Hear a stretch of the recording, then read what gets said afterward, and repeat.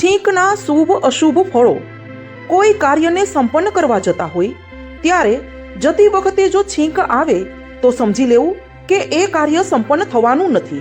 આથી થોડોક સમય રહીને અથવા તો ત્યાં બેસીને પછી જ નીકળો. નક્કી કરેલ સ્થાન પર પહોંચો ત્યારે જો છીંક આવે તે અશુભ છે, પરંતુ બરાબર તે જ વખતે તરત જ કોઈ સામી વ્યક્તિ છીંકે તો તે શુભ ગણાય છે. દેવતાની પૂજા કરતી વખતે છીંક આવવી તે હાનિકારક છે. શાસ્ત્રાનુસાર આસન, શયન, ભોજન પહેલા ઔષધિનું સેવન કરતી વખતે અથવા વિદ્યારંભ કરતી વખતની છીંક શુભકારક હોય છે.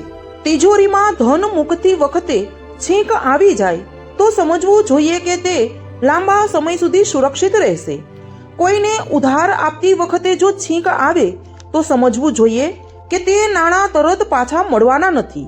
આ પ્રમાણે શાસ્ત્રોમાં છીંકના અનેક શુભ અશુભ ફળ મળે છે. છીંકના અશુભ દોષોના નિવારણ માટે જે કરતા પહેલા છીંક આવી હતી તે કામ થોડો સમય રોકાયા પછી જ શરૂ કરવું જોઈએ અને પોતાના ઈષ્ટ દેવતાનું ધ્યાન કે સ્મરણ કરવાથી અશુભ દોષો દૂર થઈ જાય છે.